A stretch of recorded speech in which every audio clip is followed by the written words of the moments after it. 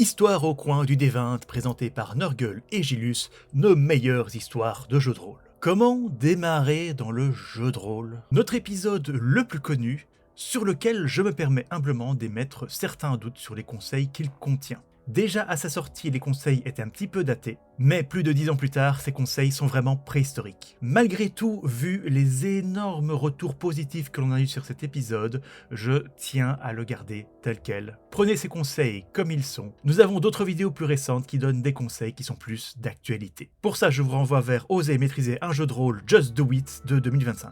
Bref, un épisode avec une publication initiale sur YouTube en mars 2014, avec une musique d'intro et d'outro par Maxime Lenoz.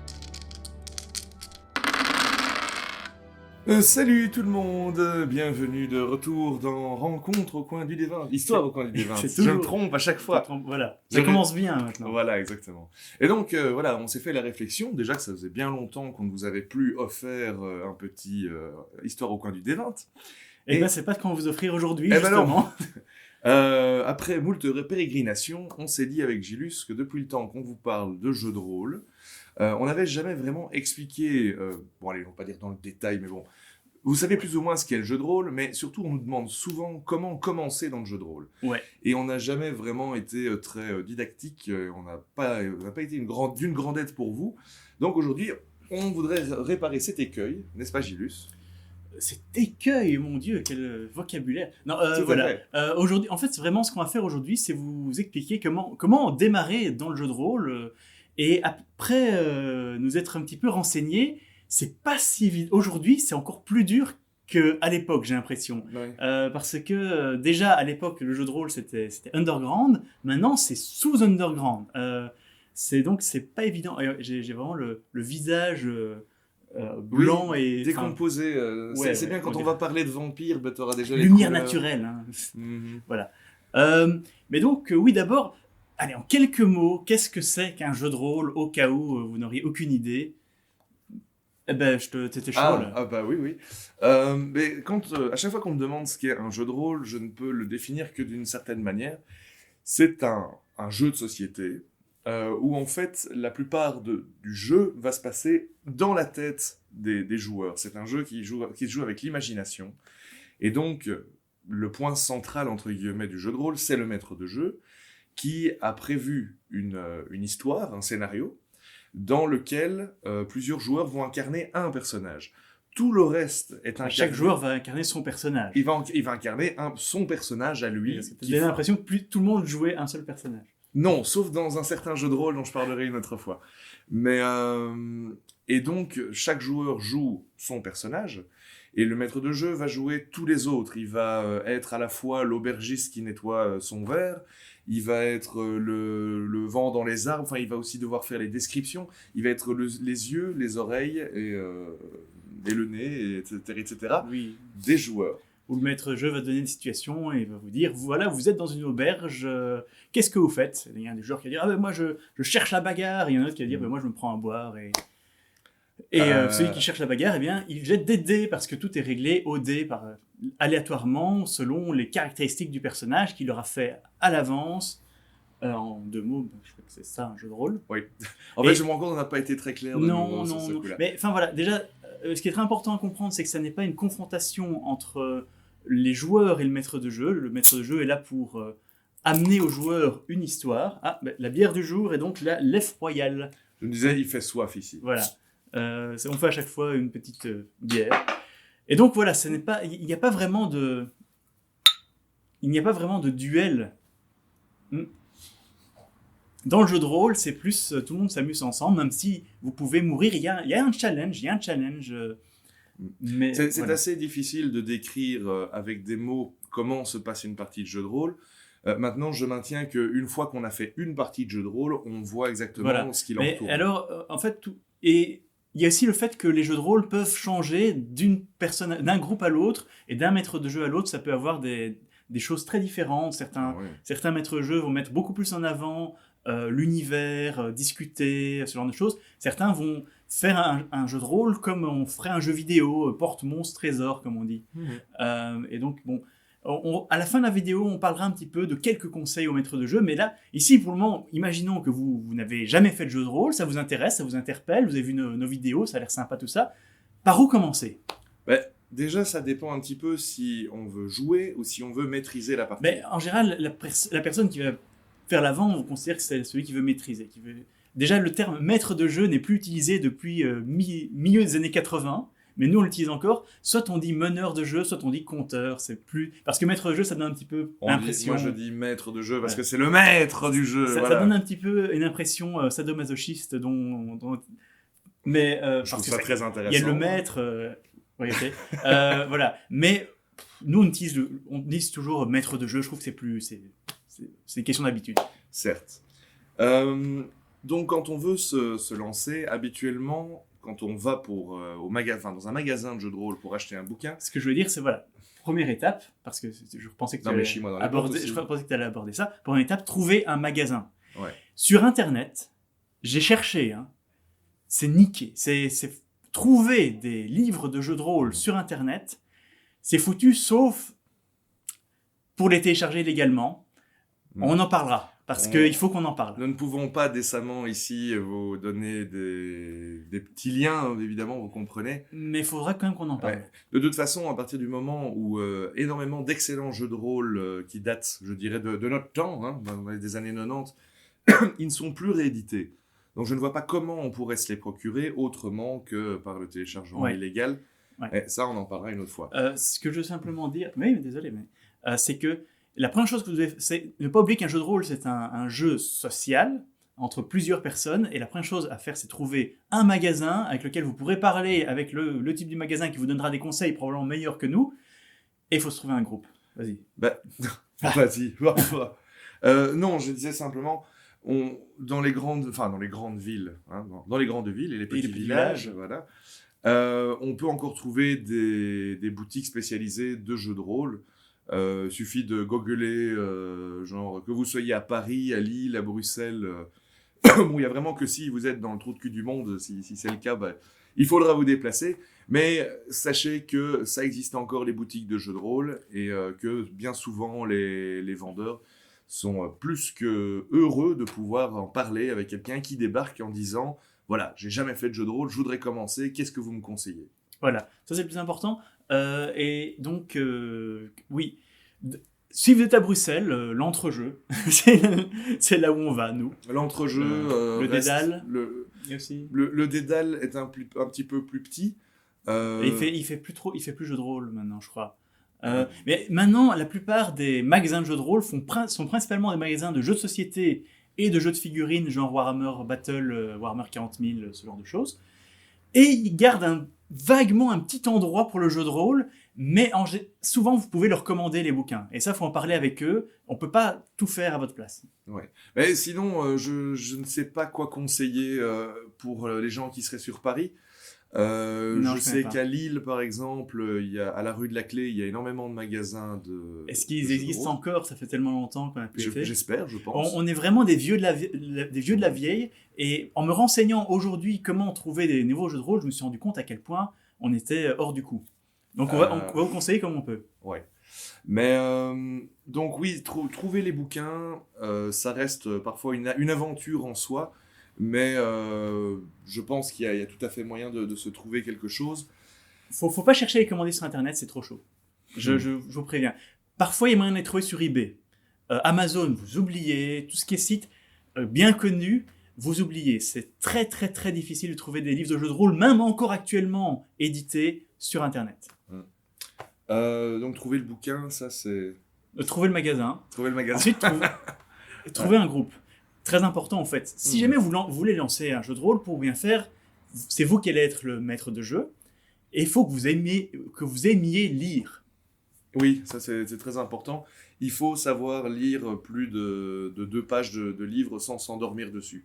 Ouais. Alors au début, on peut être très très vite impressionné par la taille des bouquins de jeux de rôle, qui sont quand même toujours à chaque fois des briques.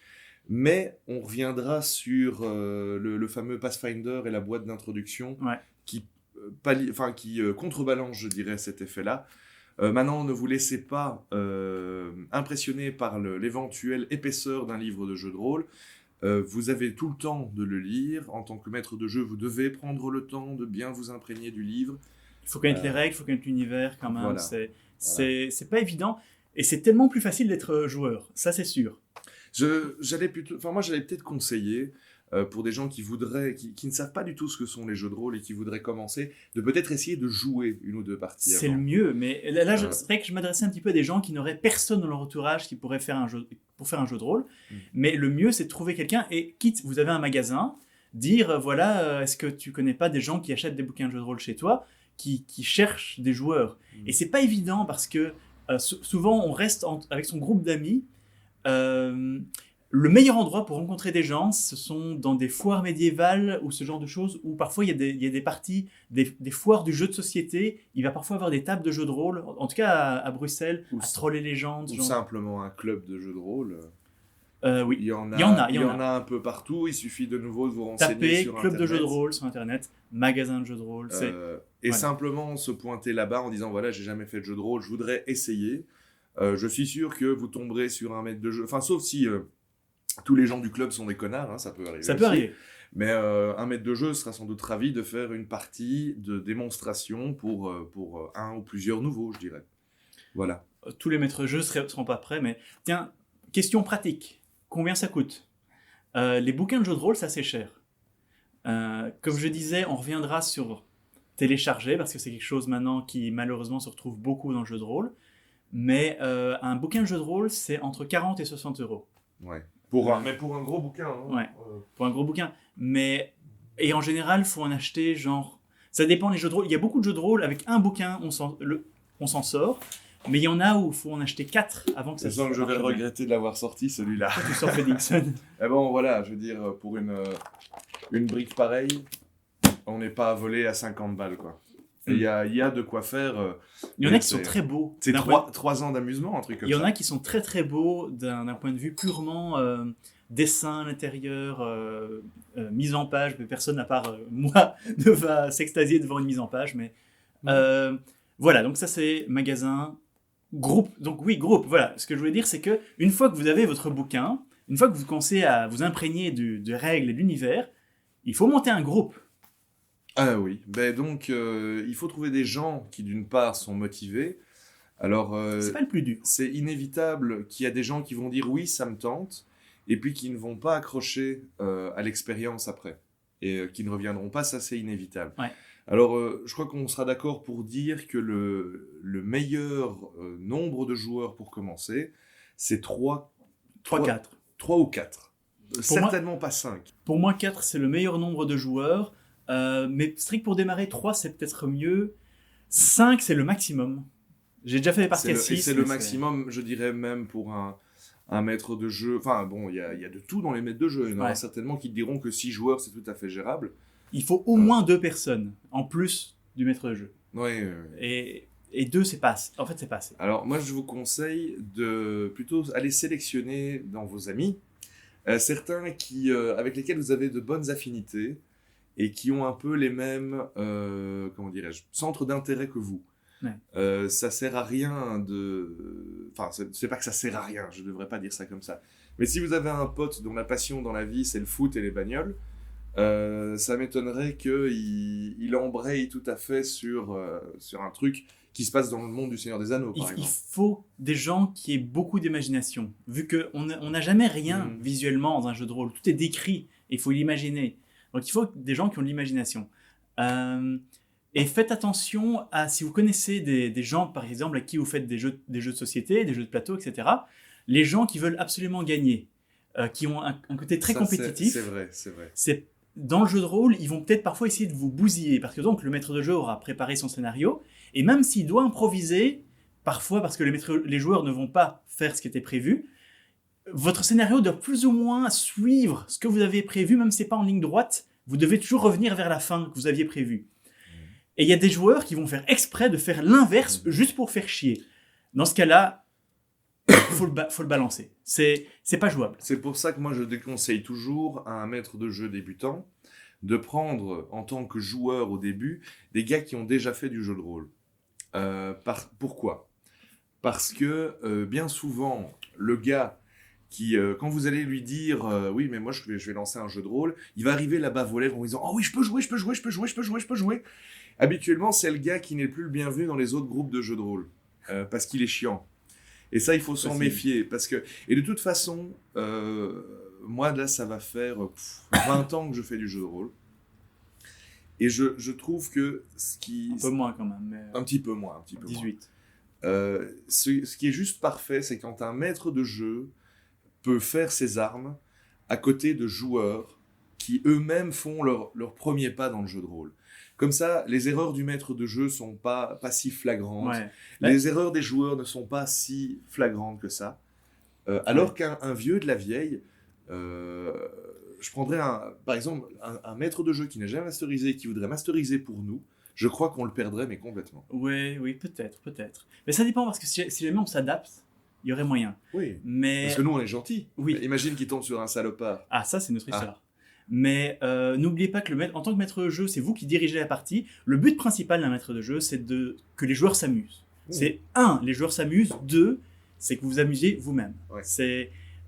Il faut. Si jamais vous vous amusez pas, forcément, vous allez arrêter au bout d'un certain temps. Mais la priorité, c'est que les joueurs s'amusent. Et ça veut dire leur mettre du challenge. Ça veut dire parfois qu'il faudra les tuer si jamais ils ont fait des mauvais gestes, ils ont fait des mauvais choix. Les personnages, pas les joueurs. Si les joueurs ont fait des mauvais choix et ont fait des mauvais jets de dés. Non, pas tuer les joueurs. Voilà, ça, il a fallu le temps, mais t'as compris. Tuer les personnages. Parce que tuer des joueurs, on l'a déjà fait. Et débarrasser du cœur, c'est vraiment chiant. Ouais, non, c'est chiant. Il faut trouver de l'acide et tout. Ouais. Enfin, demander à Walter White. Mais vas-y, continue. Je te lance. Mais oui, où est-ce que je voulais en venir, moi Donc oui, moi je conseille vraiment à tous les maîtres de jeu de commencer avec des gens qui lui sont proches et qui ont le même genre d'affinité, je me répète, mais il y a à travers du métier, du hobby de maître de jeu, quelque chose qu'on a souvent tendance à sous-estimer, et c'est le fait de pouvoir, pour le maître de jeu, de se dire ok, dans la prochaine aventure, je vais essayer de deviner ce qu'ils vont faire. Je crois que tu seras d'accord pour dire que quand tu connais bien les gens, et quand tu as masterisé déjà plusieurs parties avec eux, tu peux commencer à dire, ok, quand je vais les mettre face à cette situation-là, je pense que Raoul, il va réagir comme ça. Marcel, il va réagir comme ça. Et ça aide vraiment. Donc de là, ne pas masteriser pour n'importe qui, c'est là que je voulais en venir. Voilà. Tout ça pour dire un petit peu qu'il y a quand même un code entre les joueurs et le maître de jeu. Le maître de jeu ne doit pas abuser de son pouvoir, parce que le maître de jeu a tout pouvoir, et le joueur ne doit pas trop faire chier le maître de jeu, sinon là il va abuser de son pouvoir. Ça dépend en fait. On a vite fait de devenir un maître de jeu tyran. Et un maître de jeu tyran, ça arrive souvent au début, quand on commence à masteriser. Et c'est à mettre en parallèle avec un autre phénomène que tous les maîtres de jeu débutants vont découvrir plutôt. C'est quand les joueurs commencent à comprendre à quel point ils sont libres au sein du jeu de rôle. Et que vous allez voir, si vous commencez à masteriser, au début les joueurs ils vont être un peu timides, ils oseront pas trop.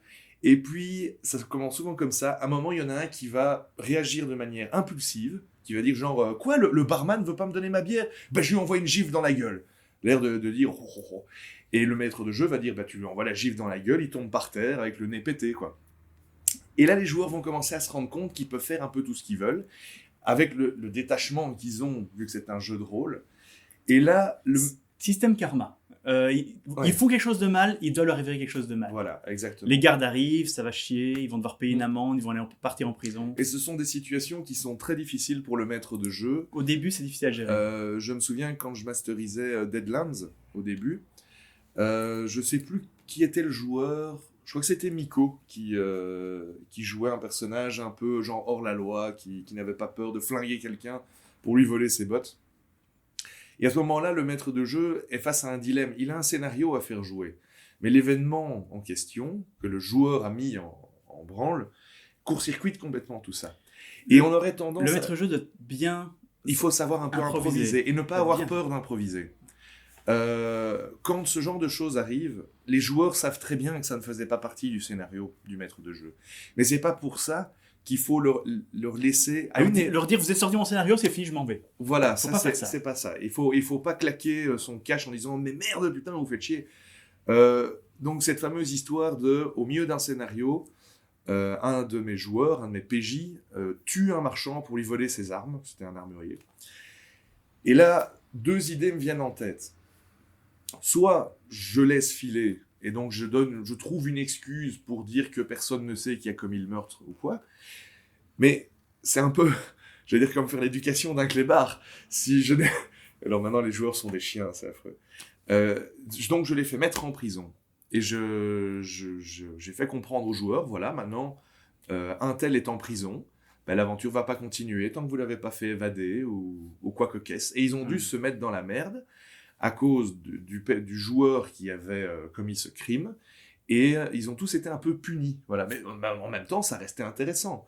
Ouais. Mais, il faut savoir improviser, rajouter des personnages, toujours pour revenir au point important de son scénario. Quand on écrit un scénario, il faut se dire tel point on peut pas le manquer, tel point on peut pas le manquer. Et même si c'est pas la ligne droite qu'on est prévu et que ça fait comme ça, il faut qu'on y arrive. En fin d'émission, on donnera quelques petits conseils. Ça en a déjà commencé là. Très important, le maître de jeu doit bien connaître les règles et l'univers. Les joueurs ne doivent pas forcément lire les bouquins. C'est même mieux qu'ils ne les lisent pas. Ça, c'est une question... Vraiment, je trouve que pour moi... Si jamais vous arrivez face à quelqu'un et que vous lui dites tu veux faire du jeu de rôle, tiens, t'as juste à lire ça. Il va se tirer, il va pas vouloir. Donc je trouve, en général, au début de la première partie, le maître de jeu va un petit peu expliquer les règles et au fur et à mesure, il va l'expliquer de plus en plus. Par contre, les gens doivent assez bien comprendre l'univers dans lequel ils sont. Et c'est pour ça que le plus simple, c'est de partir dans un univers facile à appréhender. Et c'est là qu'on arrive enfin, au bout de 20 minutes de vidéo, à notre point, ce qu'on voulait aborder. Quels sont les bons univers pour commencer ? Oui. Les bons univers au démarrer. Ah. Pour moi, les univers les plus chouettes, avec des bonnes règles et faciles à appréhender pour le premier venu. Le monde des ténèbres. Il y en a 4. Il y a le monde des ténèbres, vampires principalement, Donjons et Dragons, Warhammer et Cthulhu. Très juste. Quoique Cthulhu... Pas quoique. Ouais. Cthulhu, ouais, si. Commençons par le plus classique, Donjons et Dragons. Ouais. C'est le jeu de rôle emblématique. Le papy du jeu de rôle. Voilà. Quoi. Alors, nous, on a joué un petit peu à toutes les éditions de Donjons et Dragons, sauf la première. Celle qui est encore moyen de se procurer aujourd'hui, c'est le plus facilement, c'est ce qui s'appelle Pathfinder. Pathfinder, c'est l'édition 3.5 qui a été refaite, un petit peu plus équilibrée. Donc, ne jamais utiliser l'édition 3, qui est très mauvaise. Et en plus très tarabiscotée. La deuxième édition, on y a beaucoup joué, mais elle a mal vieilli, je trouve. La 3.5, elle est pas mal. La 4e édition et ça rapproche un petit peu d'un MMO, en fait, est assez facile à approcher, je trouve, même si je trouve que l'univers était un petit peu World of Warcraftisé. Oui. Mais Pathfinder, déjà, vous pouvez facilement trouver le premier livre du joueur sur le site Black Book Edition, qui est l'un des rares sites à vendre des PDF, à vendre des bouquins, c'est très chouette ça. Et il y a un pack Pathfinder pour débutants. Oui. La boîte en fait Pathfinder est très intéressante dans la mesure où vraiment c'est un petit pack que le maître de jeu achète et à l'intérieur il y a tout ce qu'il faut pour commencer. Il y a entre autres une version, je dirais un peu light des règles pour faciliter le boulot du maître de jeu. Il y a des fiches de personnages, etc. Des personnages préfaits en fait. Des personnages pré-tirés entre guillemets et des scénarios. Le fait que ce soit Donjons et Dragons et plus spécialement Pathfinder, on peut trouver sur le net énormément d'histoires préconçues, des scénarios. La scénariothèque. Et sur la scénariothèque. Qui est un jeu... .org ou .com, je sais plus. Je crois que c'est .org. Ouais. Mais vous tapez la scénariothèque. C'est un site qui permet aux gens de partager leurs règles, leurs aides de jeu, leurs feuilles de personnages personnalisées et leurs scénarios. Ouais. Le plus dur, c'est de trouver le scénario qui correspond à l'édition à laquelle on joue. Alors il faut l'adapter. Oui. Ben, il y a toujours moyen d'adapter. Une fois que vous avez une histoire en tête, vous pouvez toujours essayer d'en faire. Et je déconseille aux joueurs d'aller sur la scénariothèque. Non pas parce que c'est pas bien, mais parce que ça va vous gâcher tout le plaisir. Bah oui, si les joueurs lisent le scénario, il se passe rien. C'est parfois difficile à faire comprendre aux joueurs que se spoiler, c'est nul, c'est débile, mais bon, c'est comme ça. On n'a jamais eu vraiment de problème. Si jamais vous voulez vraiment jouer, donc il y a un pack Pathfinder qui est bien sympa pour démarrer, mais il mène vers en disant oui, au bout d'un certain temps, vous devriez faire le vrai jeu de rôle Donjons et Dragons Pathfinder. Donc c'est le système des 20. Et si jamais vous voulez vraiment jouer à Donjons et Dragons, il faut 3 bouquins. Livre des joueurs, livre du maître, tiens, je compte comme un japonais à l'envers, et le bestiaire. Le bestiaire. Ouais. Et pour bien faire, un écran. Donc l'écran, c'est bêtement un truc qui cache ce que le maître de jeu a devant lui pour que les joueurs ne voient pas le scénario et ne voient pas ses jets de dés. Oui, mais l'écran, on peut toujours le fabriquer soi-même. Hein, c'est pas... Alors, Donjons et Dragons, c'est un univers très générique, très vague souvent, bien qu'il y ait des univers plus précis dont il y a moyen d'acheter des suppléments.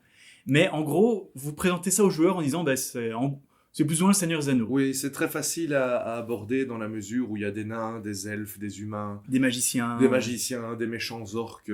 C'est quelque chose de... Si quelqu'un vous dit qu'il aime bien le Seigneur des Anneaux et le Hobbit, bingo. Voilà. C'est ça qu'il leur faut. Les règles sont pas mal. Les règles sont un petit peu tarabiscotées, mais rien d'extraordinaire. Je veux dire, si nous, on a commencé à masteriser avec ça. Oui, quand on avait genre et 13 ans. Si on a réussi à ingurgiter la 2e édition, qui était quand même elle vraiment elle crapuleuse, était dure quand même.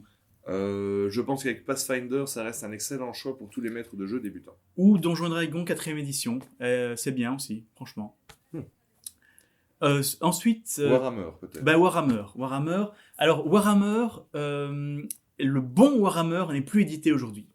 Et c'est là qu'on va arriver à quelque chose d'assez gras à dire. C'est que, donc, aujourd'hui à Warhammer, il y a un pack de débutants, il y a un Warhammer 3e édition qui existe, qui est possible d'acheter, encore que j'étais sur le site de Fantasy Flight Game qui l'édite, et il est impossible à commander sur Internet. Dans les magasins, il y a certainement moyen de le trouver, mais les règles ont été refaites, et je ne suis pas certain que l'univers soit à nouveau bien décrit. Mais la nouvelle édition, tu as acheté un coup d'œil? Pas vraiment, mais je sais que c'est un jeu de rôle mâché pour rendre ça plus facilement, plus accessible. Et là, il n'y a pas vraiment... Il n'y a plus le côté... Il n'y a pas ce qu'a Pathfinder, les vrais bouquins à côté pour mener... D'accord. Enfin, il n'y a pas le truc de base qui mène vers les vrais bouquins. Alors moi, je vous conseille de vous procurer la 1e ou la 2e édition, qui sont toutes les deux très bien. Et comment? Tapez Warhammer, jeu de rôle, PDF, torrent. Ouh, c'est pas bien.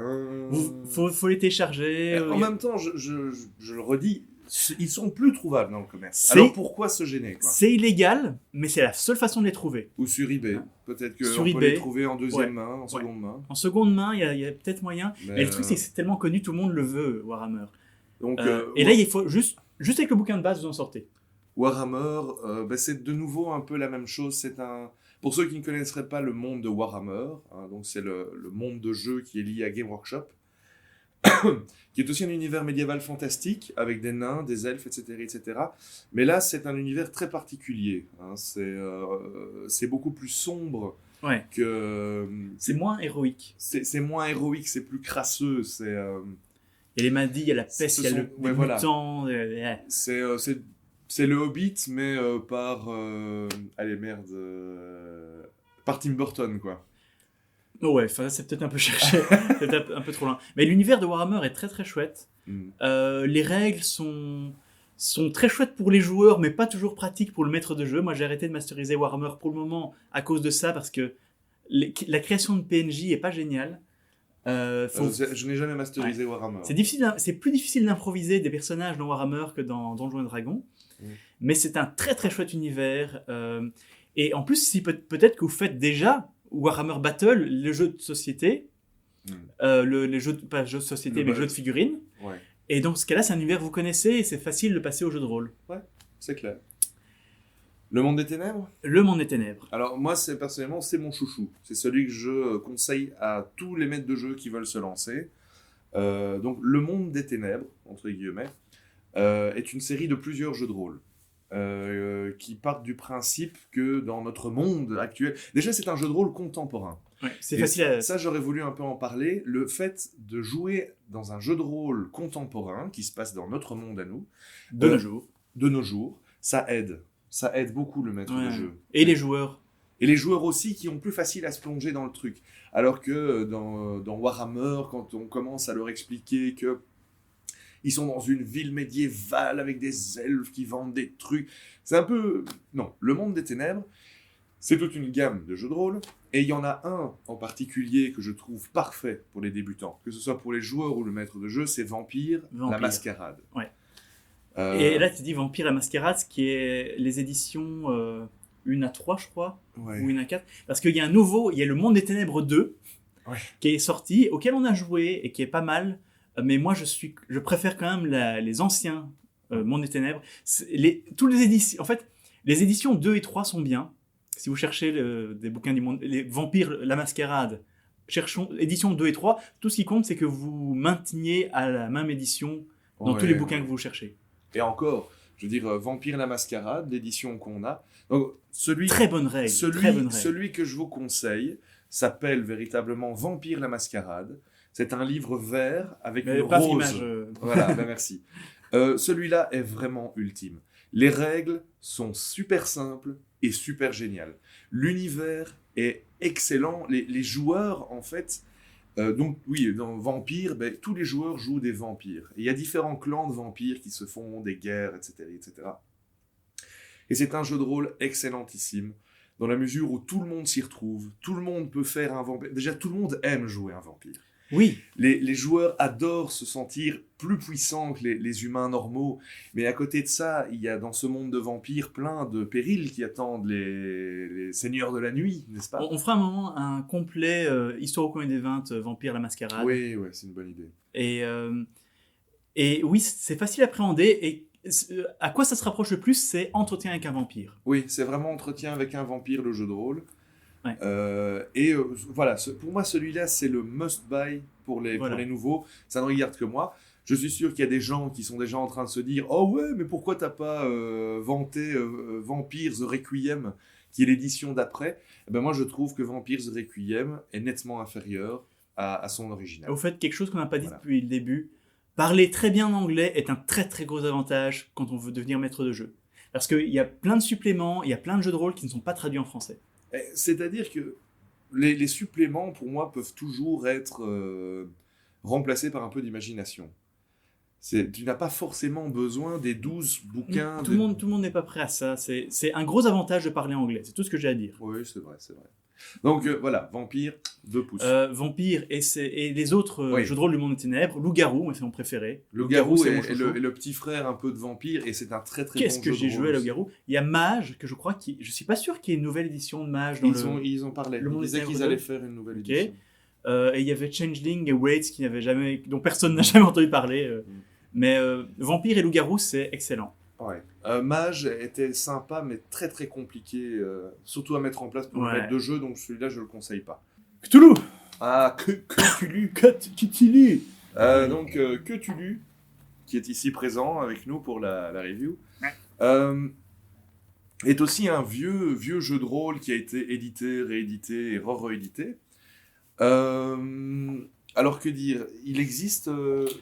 il sort en quelle édition maintenant? Parce que je ne me suis pas trop tenu au courant. Je sais qu'il existe en version D20. Il y a plein de versions de Cthulhu. Nous, on a une vieille version, système D100, qui est le système le plus basique qui existe, qui est peut-être pas plus mal pour ce jeu de rôle-là, parce que c'est un jeu de rôle vraiment d'ambiance.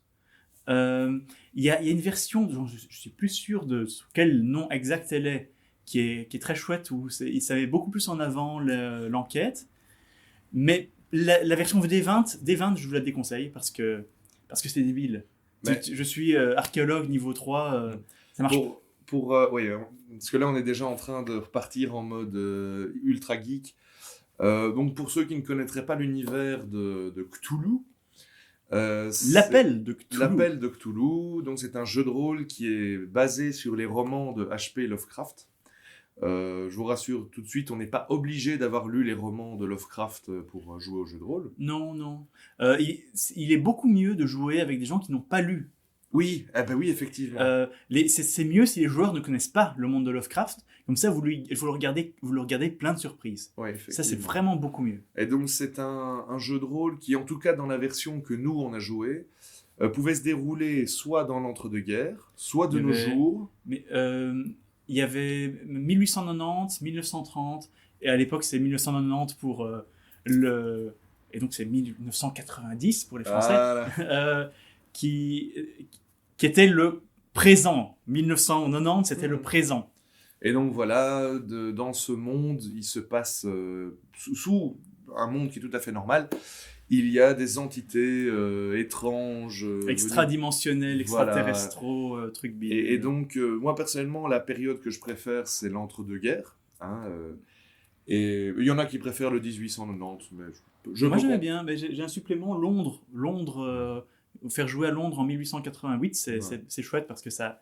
Il y a le côté Jack l'Éventreur, c'est assez sympa. Et donc voilà, c'est un jeu de rôle qui est D'ambiance. bon, d'ambiance. C'est pas un jeu de rôle où on va combattre des monstres. On va fuir des monstres plutôt. Oui, oui, On va résoudre des enquêtes. Mais c'est pour ça qu'il est bon aussi pour les débutants, parce que les joueurs débutants ne savent pas toujours comment réagir. Et je me souviens d'une séance où simplement les joueurs sont à l'étage d'une maison, les plombs sautent, il n'y a plus de lumière, ils sont dans le noir. Et je leur décris une créature qui monte un escalier. Attends, c'est toi qui masterisais ça, non? Je sais plus. Enfin bon, une créature commence à monter l'escalier lentement et je leur décris les bruits répugnants qui émanent de cette créature qu'ils ne voient pas. Et ils ont commencé à paniquer comme des malades. C'est à peine s'il n'y en a pas un qui a sauté par la fenêtre. Moi, ce que j'avais fait à des joueurs novices à Cthulhu, c'est simplement première rencontre avec un zombie. Tout le monde va dire, oui, tu rencontres un zombie, le zombie, il est nul, tu t'en fous. Mais là, les personnages étaient toujours dans leur univers normal. Ils n'avaient pas encore rencontré quoi que ce soit de surnaturel. Première rencontre avec un zombie, ils n'ont aucune arme, ils n'ont pas de quoi le combattre vraiment. Et rien que ça, c'était déjà épique parce que... Effectivement. Et après, les joueurs s'arment, ça devient moins drôle, mais... Cthulhu est un jeu de rôle où tu ne peux que rarement vraiment combattre directement le mal. C'est plutôt Voilà. tu dois l'empêcher d'apparaître parce que sinon t'es foutu. Donc c'est ça qui est cool aussi dans l'appel de Cthulhu, c'est que le maître de jeu met en place ce que moi j'appellerais un peu un train fantôme. Il a différentes scènes et s'il sait comment les faire jouer, ben, ça ne peut que bien tourner. Ce qui est aussi très intéressant avec l'appel de Cthulhu, c'est que c'est un jeu de rôle qui a eu un énorme succès dans les années 80-90. Et donc, il y a énormément de scénarios, entre autres sur la scénariothèque. Tonnes. Là, vous ne manquerez jamais d'histoires si vous ne savez pas les inventer. Et Cthulhu, vous pouvez prendre n'importe... Vraiment, vous pouvez prendre...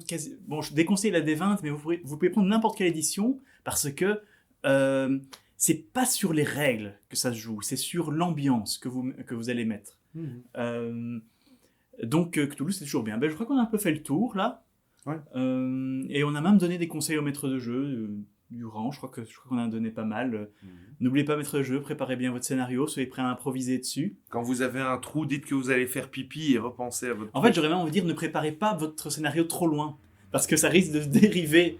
Moi, c'est ce que je fais. Maintenant, mes scénarios, je prévois 2 séances à l'avance, et comme ça, si jamais mes joueurs ils font totalement autre chose, eh ben, je sais que je peux repartir dans une autre direction, et tout ce que j'ai fait, même si jamais à un moment, un de vos scénarios est foutu à cause d'un joueur qui a mal joué, ou, ce qui est plus crédible, un joueur qui a fait simplement un mauvais jet au mauvais moment, et ça fait tout foirer, eh ben, gardez vos idées, et vous pourrez les réutiliser dans un autre scénario, ou plus tard dans celui-là. Il faut savoir improviser. Et ça, on fera peut-être une autre émission Peut-être. là-dessus. Et on ne peut pas trop donner tous les secrets du maître de jeu, parce que nos joueurs regardent ces vidéos. Ouais, on peut pas, les vrais magiciens ne peuvent pas révéler leurs trucs. Voilà. Ben, c'est tout. Je crois qu'on a été assez long Oui. et assez vague par moment, mais j'espère que ça vous aide quand même. Première chose, trouvez des gens que ça intéresse et trouvez un magasin. Ouais. Parce que tout seul, avec juste Internet pour vous aider, je crois que c'est dur. C'est un vieux passe-temps, le jeu de rôle. Et même s'il y a des jeux de rôle sur forum que j'ai jamais fait, moi ça me plaît pas. Un point, je suis en train de partir là. Une chose très importante en tant que maître de jeu, vous devez définir à quel point vous voulez que les jeux de rôle soient sérieux. Il y a des gens qui disent, une fois que tu es assis à la table, tout ce que tu dis, ton personnage le dit et le fait. Et donc, on rigole pas. Pas de déconnade. Il n'y a pas de déconnade, on joue, c'est sérieux. Mhm. D'ailleurs, allez voir Farador, la vidéo. Oui, il faudrait mettre en lien Farador. Voilà. Et il y a d'autres personnes, nous en fait on joue c'est la rencontre sociale de la semaine, le jeu de rôle, et donc tout le monde rigole, on raconte qu'est-ce qu'on a fait pendant la semaine, et il n'y a pas... Ça a le problème qu'on ne sait pas vraiment mettre de scène très intense. Mais ça c'est bon côté aussi. On peut y arriver, mais bon.